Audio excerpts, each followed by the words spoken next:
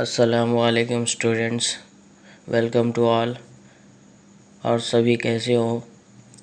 Hope सब fine होंगे, अच्छे से होंगे। जैसा कि स्टूडेंट्स मैंने लास्ट वीडियो में इंटीमेट किया था आप सभी को कि इंटरमीडिएट के रिगार्डिंग एग्ज़ाम्स गवर्नमेंट ने डिसाइड किया था कि कंडक्ट करेंगे थे, और हमने जो है ना टाइम टेबल के वेटिंग में थे। तो फाइनली तेलंगाना गवर्नमेंट ने टाइम टेबल भी रिलीज़ कर दिया है कि अक्टूबर 25 से एग्ज़ाम्स कंडक्ट करेंगे। जो इंटरमीडिएट स्टूडेंट्स 2020 के बैच के हैं, 2021 इंटरमीडिएट 2020-21 के बैच के जो स्टूडेंट्स हैं, जो अभी सेकेंड ईयर में एंटर हुए थे, वो स्टूडेंट्स को सेकेंड ईयर के स्टडीज़ को स्टॉप करके फिर से फर्स्ट ईयर के इंटरमीडिएट के एग्ज़ाम्स लिखना है as per Telangana government order. Savita Indira Reddy madam ने भी इसके लिए क्लैरिफिकेशन दिया है कि कंपलसरी एग्ज़ामिनेशन आएंगे, और मेन इम्पॉर्टेंट ये एग्ज़ाम्स जो होंगे स्टूडेंट्स वो 3 आवर्स के होंगे। यानी पहले भी जैसा 3 आवर्स के लिए जो एग्ज़ाम कंडक्ट किया जाता था, सेम उसी हिसाब से जो है ना अभी भी 3 आवर्स का एग्ज़ाम रहेगा। पूरा 100 मार्क्स का फुल पेपर रहेगा इंटरमीडिएट के लिए। और जो मैथ्स के स्टूडेंट्स हैं, मैथ्स भी उन लोग 70, वैसे ही BC का जो भी सब्जेक्ट्स जैसा प्रीवियस था अभी भी ऐसी है। इसमें क्वेश्चन पेपर में कुछ भी चेंजेस नहीं है, सिवाय आपको जो ऑलरेडी जो क्वेश्चन पेपर पैटर्न चेंज करे थे, जो डिलीटिंग टॉपिक्स थे 30, वो सेम डिलीटिंग रहेंगे। आपको रिमेनिंग 70% सिलेबस जो ऑनलाइन पढ़ाया गया है उसके बेस पे ही कंडक्ट करेंगे। और रिगार्डिंग दूसरी नोटिफिकेशन ये है कि एग्ज़ाम्स में ज़्यादा मोर चॉइसेस आएंगे, क्वेश्चन पेपर पैटर्न कैसा आएगा उससे रिलेटेड अभी कुछ भी नोटिफिकेशन नहीं है। अगर कुछ रहेगी तो भी मैं इंशाल्लाह आप लोगों सबको इन्फॉर्म करूँगा।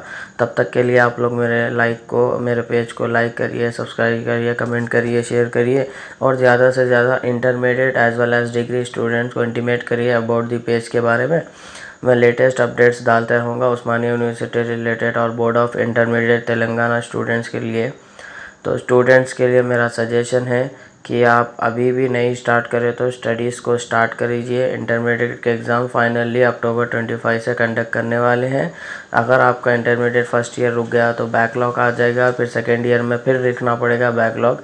इसलिए बेहतर यही है स्टूडेंट के लिए, अभी वर्क हार्ड कर लीजिए, सेकेंड ईयर की स्टडीज़ को स्टॉप कर दीजिए, फर्स्ट ईयर की स्टडीज़ को कैरी ऑन कंटिन्यू करिए। और इसके लिए मैं मेरे पेज पे DMR के एकेडमी में मोस्ट इम्पॉर्टेंट क्वेश्चन जो एग्ज़ाम पॉइंट ऑफ व्यू से आने वाले हैं वैसे शेयर कर रहा हूँ। प्रीवियस में मैंने ऑलरेडी मेंशन किया था अबाउट कॉमर्स सब्जेक्ट से related question paper pattern, commerce में क्या था, अकाउंट्स में क्या था और कितने मार्क्स है उससे रिलेटेड मैं एक्सप्लेन करा, और थोड़े कॉमर्स के इंपॉर्टेंट क्वेश्चंस मेंशन करा। होप उसको आपसे हेल्प हो जाएगी। आप सब ने वो देखा होगा वीडियो, अगर नहीं देखा तो ये मैंने अपने वीडियो के जो है ना डिस्क्रिप्शन बॉक्स में उसके लिंक मेंशन करूँगा, आप वहाँ से भी जाके कलेक्ट कर लीजिए, आप मेरे पेज से कलेक्ट कर लीजिए। और जितने आपके फ्रेंड्स हैं, स्टूडेंट्स हैं, सबको शेयर करिए। ये इंपॉर्टेंट क्वेश्चंस पढ़ने से अपने पास टाइम कम है, ईजिली अचीव कर सकते हैं टारगेट। जो इकोनॉमिक्स है, वेदर इट इज़ CEC और MSc स्टूडेंट्स, ये इसमें जो है ना क्वेश्चन पेपर पैटर्न एक्सप्लेन करूँगा मैं, और इससे related most important question exam point of view से क्या अचीव करना है आपको उससे रिलेटेड है। तो अभी तक आपने मेरे पेज को, चैनल को लाइक, सब्सक्राइब, कमेंट नहीं किया तो अल्लाह आप मुझसे जुड़ जाइए। इस पर मेरे पेज को लाइक, कमेंट, शेयर करिए, और आपके ज़्यादा से ज़्यादा स्टूडेंट्स को शेयर करिए। तो स्टार्ट करते हैं। पहले इंटरमीडिएट पब्लिक एग्जामिनेशन IPE का जो क्वेश्चन पेपर होता है वो टोटल इकोनॉमिक्स का 100 मार्क्स का क्वेश्चन पेपर होता है, जिसमें से स्टूडेंट्स उसमें इकोनॉमिक्स सब्जेक्ट में क्वेश्चन पेपर में 3 सेक्शंस रहते हैं, section A, section B, section C। Section A आपको टोटली 5 लॉन्ग क्वेश्चंस दिए जाएंगे। पूरे आपके जो इकोनॉमिक सिलेबस से रिलेटेड 12 चैप्टर्स जो है उसमें से 5 लॉन्ग क्वेश्चंस दिए जाएंगे।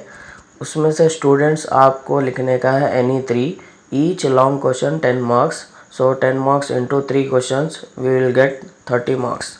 तो 3 लॉन्ग क्वेश्चंस 5 में से अटैम्प्ट करना है, 5 लॉन्ग क्वेश्चन में से 3 लॉन्ग क्वेश्चन अटैम्प्ट करना है, जिसके 30 मार्क्स आ रहे हैं आपको। इसमें चॉइस है।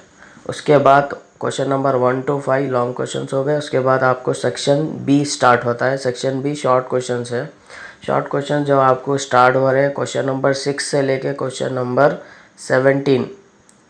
तो ये पूरे जो भी क्वेश्चंस है आपको ये 5 मार्क्स के शॉर्ट क्वेश्चंस रहेंगे। तो आपको टोटली 6 से लेकर 17 जो क्वेश्चंस है टोटली कैरी 12 क्वेश्चंस रहेंगे आपको एक क्वेश्चन पेपर में, जिसमें से आपको चॉइस रहेंगी एनी 8 क्वेश्चंस आपको अटेम्प्ट करना है। तो एक question each question carry 5 marks. 5 marks में एक शॉर्ट क्वेश्चन का है, तो टोटल 5 8 ज़ा 40 मार्क्स। 40 मार्क्स सेक्शन बी है, सेक्शन ए 30 मार्क्स है। At last section C. Section C आपका very short question and answers है, जो आपको स्टार्ट हो रहा है 18 से और लास्ट क्वेश्चन आपका 37। 18 से 37 टोटल क्वेश्चंस 20 VSAQs रहेंगे आपको। टोटली 20 क्वेश्चंस गिवन रहेंगे, लेकिन आपको लिखना है any 15 questions. Each question carry 2 marks. एक क्वेश्चन के 2 मार्क्स रहेंगे। टोटल क्वेश्चन आपको 15 अटेम्प्ट करना है 20 क्वेश्चंस में से। 2 into 15 is equal to 30 marks. तो आपको सेक्शन ए 30 मार्क्स का रहेगा, सेक्शन बी 40 मार्क्स का and at last section C 30 marks का। इस हिसाब से आपका टोटल जो है ना सब्जेक्ट क्वेश्चन पेपर 100 मार्क्स का रहेगा। टोटल क्वेश्चन पेपर आएगा 150 मार्क्स का। चॉइस के साथ आपको 100 मार्क्स का अटेम्प्ट करना पड़ेगा। Long questions section A, short question section B and very short question section C. इसमें आपको स्टूडेंट्स पूरे क्वेश्चन पेपर पैटर्न में आपको पासिंग मार्क्स रहेंगे 35 मार्क्स से आप पास हो जाएंगे। तो चलते हैं आगे बढ़ते हैं। क्वेश्चन पेपर पैटर्न आपको आई होप समझ में आ गया होगा। इससे रिलेटेड मैं अब मेरे मोस्ट इम्पॉर्टेंट क्वेश्चन दे रहा हूँ, ये प्रिफर करिए, जिसमें ज़्यादा से ज़्यादा एग्ज़ाम में आपको हेल्प होगी। तो टोटली लॉन्ग क्वेश्चंस जो इम्पोर्टेंट आपको कवर करना है ये सिलेबस में, जो एग्ज़ाम पॉइंट ऑफ व्यू से है, 6 लॉन्ग क्वेश्चंस है। वो 6 में से एक्सपेक्टेड है एग्ज़ाम में 3 क्वेश्चंस आएंगे डेफिनेटली 10 मार्क्स। सो क्वेश्चंस है लॉन्ग क्वेश्चंस, ऐसे लॉन्ग क्वेश्चंस टोटल 6 है इंपॉर्टेंट। उसमें से first question, explain the law of diminishing marginal utility. Most very important question for the exam. इसको ज़्यादा फोकस करिए students, law of diminishing marginal utility. And then second question, explain the law of equi marginal utility. दोनों में से compulsory रहेगा, ज़्यादा preference आप law of diminishing marginal utility को दो। Third question, critically examine the law of variable proportion. This is also main important questions. What are the various methods of calculating national income? ये भी बहुत से year में पूछा गया है। नेशनल इनकम के कैलकुलेटिंग मेथड्स बहुत इंपॉर्टेंट है, ये भी प्रेफर करिए। Explain about Keynesian theory of employment. Keynesian theory के एम्प्लॉयमेंट उसके बारे में। At last question long, explain the meaning of perfect competition. Illustrate the mechanism of price determination under perfect competition. तो ये परफेक्ट कंपटीशन क्या है और उसके मैकेनिज्म के एग्जाम्पल देना है अंडर परफेक्ट कंपटीशन में। तो स्टूडेंट्स ये टोटल हो गए लॉन्ग 6 क्वेश्चंस। इसमें से आपको कवर करना है 6 क्वेश्चंस। तो एग्ज़ाम में आप एक्सपेक्टेड करोगे 3 क्वेश्चंस इसमें से आ जाएंगे, जो आपको एग्ज़ाम में अटैम्प्ट करना है। 30 लॉन्ग मार्क्स आ जाते हैं आपको, 30 मार्क्स। उसके बाद बढ़ते हैं सेक्शन बी की तरफ। सेक्शन बी जो है आपको शॉर्ट क्वेश्चंस है, 5 मार्क्स के हैं। टोटल क्वेश्चंस 12 देगा, 12 आएंगे, जिसमें से आपको 8 क्वेश्चंस कैरी करना है, आपको 8 क्वेश्चंस अटेम्प्ट करना है। तो उसमें टोटली मैंने आपको इम्पोर्टेंट क्वेश्चंस 20 दिए हैं। वो 20 में से आउट ऑफ 8 एक्सपेक्टेड है। तो 20 क्वेश्चंस क्या क्या है पहले मैं बोल रहा हूँ, और आप कैरी कर लीजिए, कॉपी कर लीजिए। What are the characteristics of human wants. Explain the scarcity definition of economics. Define utility and explain its types. Differences between microeconomics and macroeconomics. Explain the concept of indifference curve. Discuss its properties and assumption.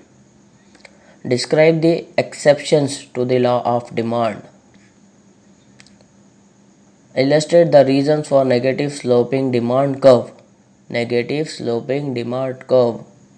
Next question, what are the basics determinants of price elasticity of demand? Next question, describe the income and cross elasticity of demand.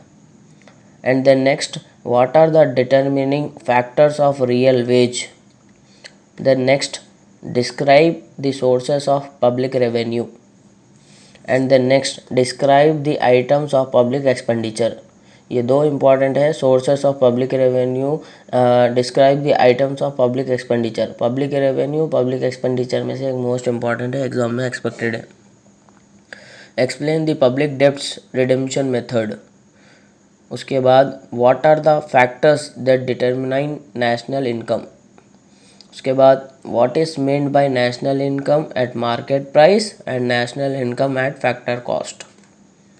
State any three major general functions of the central bank. Next question, define inflation and explain its types. Next, write a short note on finance commission. Next, what are statistics? Explain its relationship with economics. And finally, last question, describe Lorentz curve. Describe Lorentz curve. This are the most important, ये 25 marks के 20 questions मैंने important दिए हैं students. ये total आप 20 prefer कर लोगे तो डेफिनेटली इसमें से 8 क्वेश्चंस आई एम श्योर आपके एग्जामिनेशन में रहेंगे, जो आपको 8 अटैम्प्ट करना है।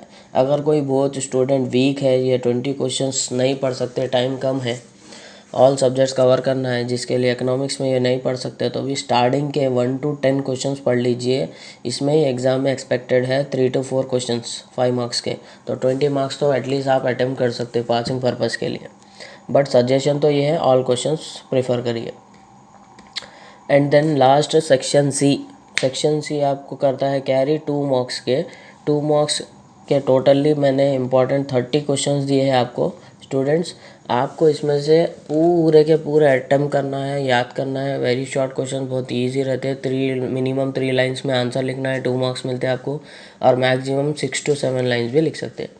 तो स्टूडेंट टोटली आपको ये 20 क्वेश्चन मैं बोल रहा हूँ, पूरे पढ़ के जाइए। इसमें से एक्सपेक्टेड है 30 क्वेश्चन में जो दे रहा हूँ उसमें से 15 आएंगे, 10 आएंगे, 12 आएंगे, एनीथिंग, फिर भी आपको हेल्प हो जाएगी ये क्वेश्चन से।